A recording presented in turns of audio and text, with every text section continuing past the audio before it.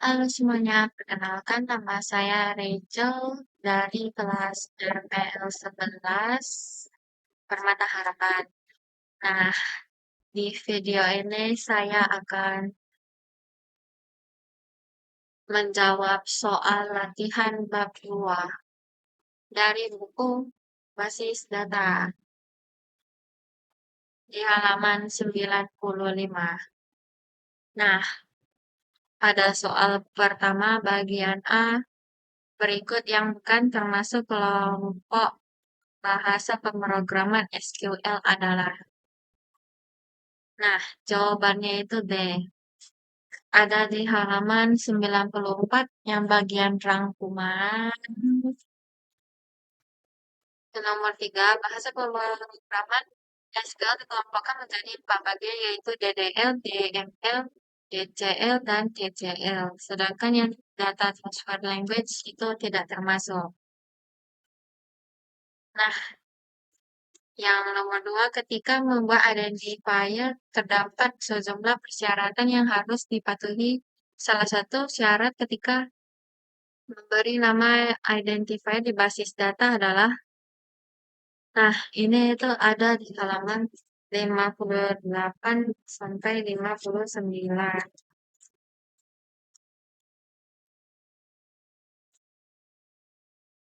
Nah, di bagian bawah, yang bagian B, tipe data pada SQL, yang bagian bawah 1, 2, dan 3, itu panjang identifier tidak boleh lebih dari 108 karakter.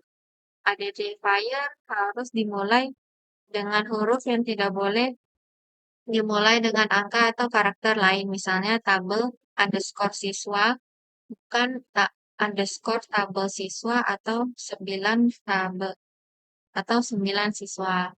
Yang nomor 3, tidak dapat menggunakan spasi.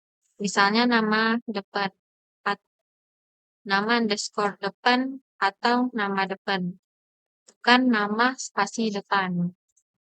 Nah, jadi jawaban nomor 2 itu adalah C, menggunakan underscore di antara dua kata sebagai ganti spasi.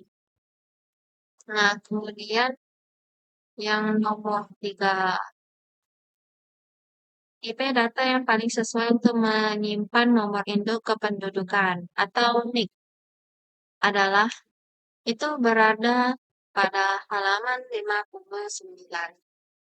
Yang bagian tabel 2.1. Nah, di tabel 2.1, nomor 2, bagian tipe data karakter, deklarasinya adalah varchar.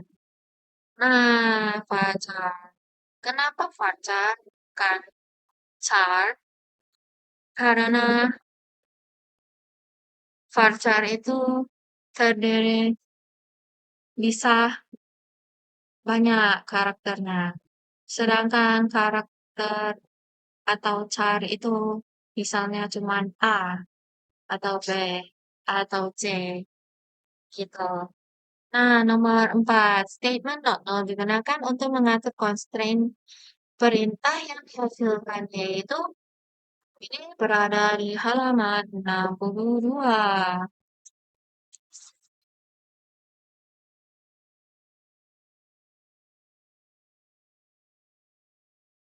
Nah, di bagian paragraf terakhir ada ditulis, statement not null akan memerintahkan sistem basis data mengecek terlebih dahulu bahwa kolom tersebut tidak dibenarkan bernilai kosong atau nol. Nah, ini kan statement not null digunakan untuk mengatur constraint data yang dihasilkan, yaitu data itu juga boleh kosong. Tidak, atau tidak bernilainya kosong. Gitu. Nomor 6, domain constraint paling tidak cocok digunakan pada nama kolom berikut, yaitu, nah ini tuh ada di halaman 63. sampai 66. Nah, domain constraint itu kan contohnya dia bisa dipilih gitu ya. Domain untuk kolom, contoh domain untuk kolom tanggal lahir adalah dia 1 Januari 1988 sampai 1 Januari 2006. Nah, jadi kita itu tidak boleh pilih di bawah 1 Januari 1998 dan di atas 1 Januari 2006. Begitu juga dengan jenis kelamin, contohnya ada L dan P.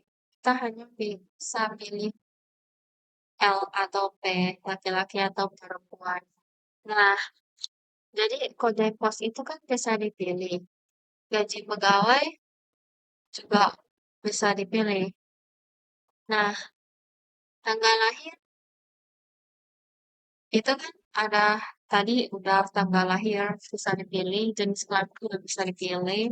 Kemudian alamat rumah. Alamat rumah itu kan ada banyak ya.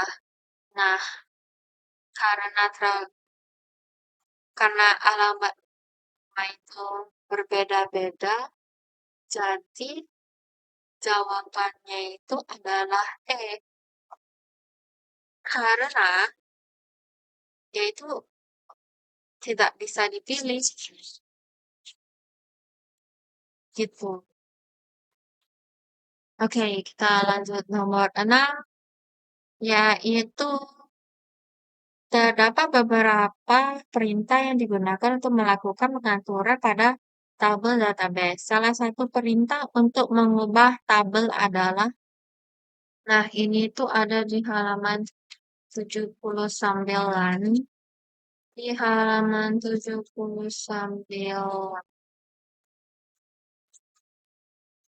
Wadidaw.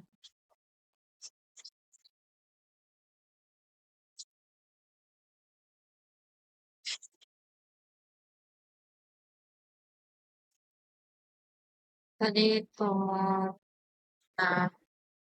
Nah, di halaman 79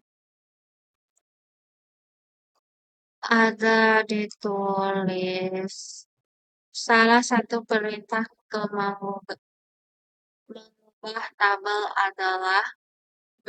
Alter table. Nah,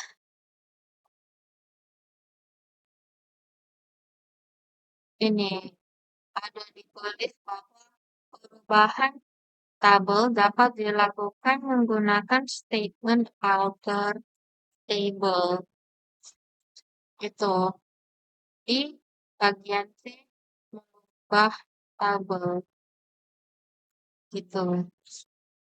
Nah, kemudian di nomor 7, perintah berikut yang biasanya diikuti sintaks AS pada akhir statement adalah, ini itu ada di halaman 84 dan 85.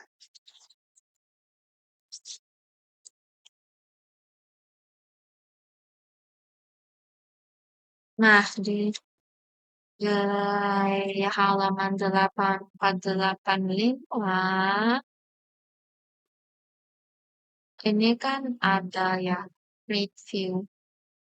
Membuat review dapat dilakukan dengan menggunakan create view. Tadi apa? Perintah berikut yang biasanya diikuti sintaksnya. Nah, ini kan create view.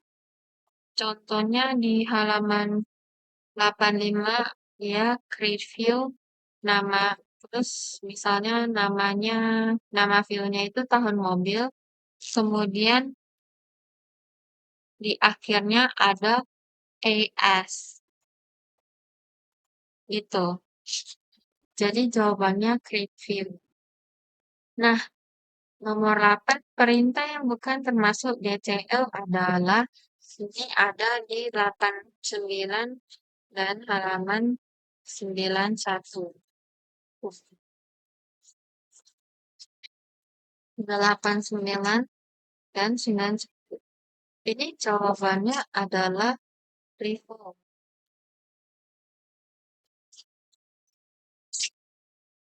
Eh, 89 sampai 91. Ini itu jawabannya revolve. Mengapa revolve? Karena dari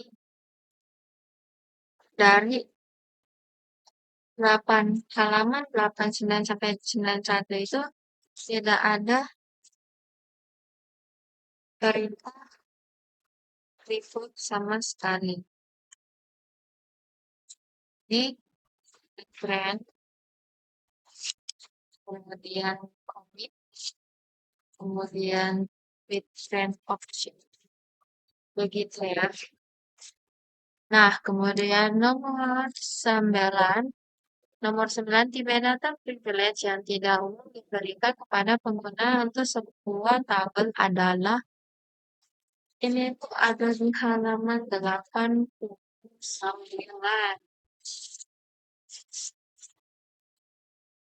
Nah, tipe privilege yang tidak umum diberikan kepada pengguna untuk sebuah tabel adalah ini jawabannya adalah drop table.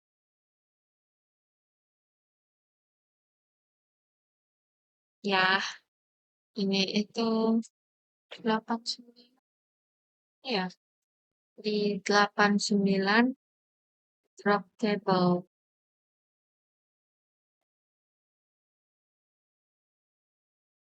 Ini ada. Kemudian yang nomor 10, di tabel penjualan terdapat kolom tanggal yang digunakan untuk menyimpan tanggal penjualan. Constraint yang paling cocok untuk mencegah nilai tanggal penjualan yang bukan tanggal hari ini adalah itu ada di halaman 76. Ya, yang nomor 6 jawabannya adalah cek. Cek merupakan kata kunci untuk memeriksa domain constraint dan enterprise constraint. Nah, kemudian yang tadi itu nomor 8 itu jawabannya commit ya.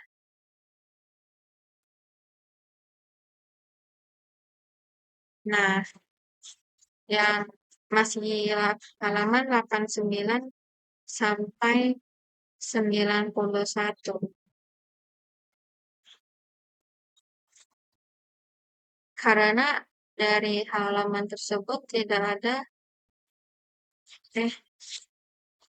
karena commit itu digunakan untuk menyimpan transaksi yang dilakukan.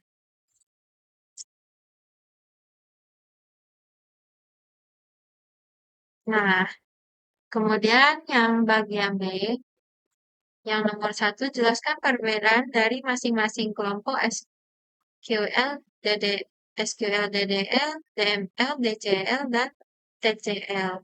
Nah, ini itu ada di halaman 75 dan di halaman 92. 75 yang DDL, Data Definition Language, digunakan untuk mendefinisikan data di basis data. Mendefinisikan data dilakukan dengan cara mengatur objek-objek yang sebagai tempat penyimpanan dan pengelolaan data-data. Nah, sedangkan yang DML, DCL, dan TCL itu ada di halaman 92.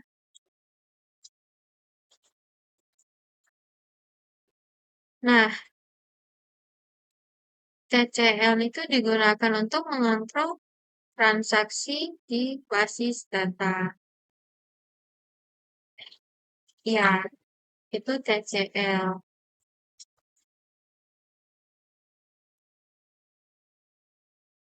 Oh, ya, DCL dan yang DCL itu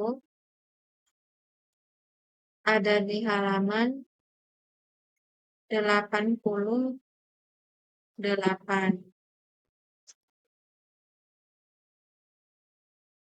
Terima kasih.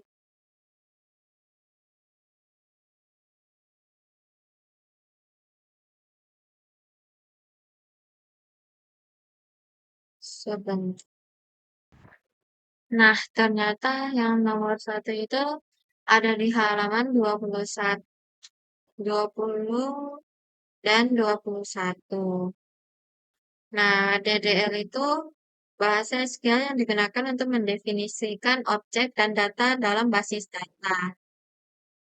Yang DML itu untuk menambah. DML itu bahasa SQL yang digunakan untuk berbagai operasi dalam manipulasi data di basis data. DCL itu bahasa SQL yang digunakan untuk mengendalikan hak akses pengguna terhadap objek-objek dan data yang ada dalam basis data. Sedangkan yang TCL adalah bahasa SQL yang digunakan untuk mengelola transaksi yang dilakukan dalam basis data. Nah, kemudian yang nomor 2, jelaskan perbedaan tipe data varchar dan chart, serta penggunaannya masing-masing. Nah, ini itu ada di halaman 60. Nah, tipe data chart digunakan untuk kolom yang jumlah karakter untuk semua data yang ada di kolom tersebut.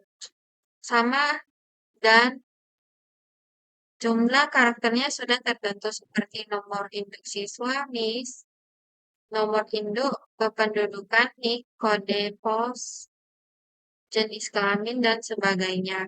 Jika ditempatkan di tabel data untuk setiap baris dari kolom di atas mempunyai jumlah atau panjang karakter yang sama.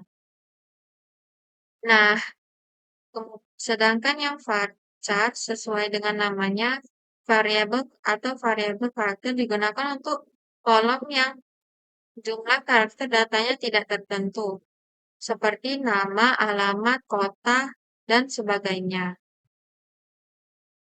Nah, varchar akan menyimpan data dengan panjang karakter yang bervariasi. Nah, itu adalah perbedaannya. Kemudian, jelaskan perbedaan constraint divide data dengan domain constraint. Ini itu adalah ada di halaman 62 dan 63. Nah, required data. Nah, ini atau bisa dibilang constraint required data berarti sebuah nilai data yang harus ada di sebuah kolom ketika sebuah rekor baru ditambahkan ke tabel. Atau dengan kata lain, kolom tidak diizinkan untuk memiliki nilai atau bernilai nol. Nah, sedangkan yang domain constraint, ini tiap-tiap kolom di tabel mempunyai nilai domain atau nilai asal yang besarnya dapat didefinisikan. Nah, itu adalah perbedaannya.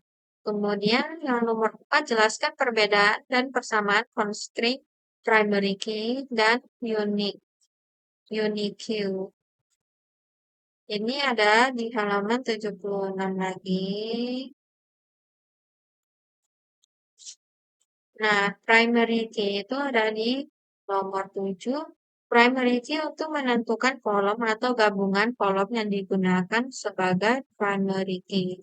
Sedangkan yang unique key itu adalah constraint yang menentukan bahwa nilai di kolom yang bersangkutan harus unik. Nah,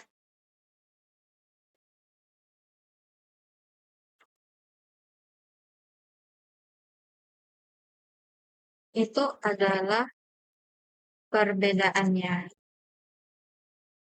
Kemudian persamaannya itu unik dan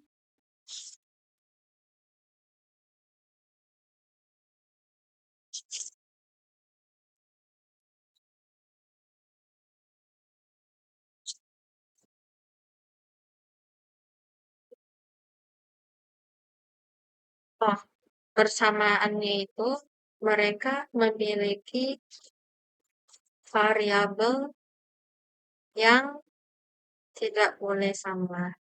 Eh, yang tidak boleh ada dua yang sama. Nah, kemudian yang nomor 5, mengapa tidak semua DBMS dapat menjalankan statement commit dan rollback? Jelaskan. Nah, ini itu ada di halaman 92. Nah, tidak semua yang paragraf paling akhir, tidak semua DBMS memiliki mekanisme transaksi menggunakan commit dan rollback. Beberapa DBMS akan langsung menyimpan transaksi yang dijalankan sehingga tidak membutuhkan statement commit untuk menyimpan transaksi. Nah, sedangkan yang rollback itu untuk membatalkan transaksi. Karena itu, ketika bekerja dengan sebuah DBMS, kita perlu mengenal cara DBMS itu bekerja. Nah, kemudian,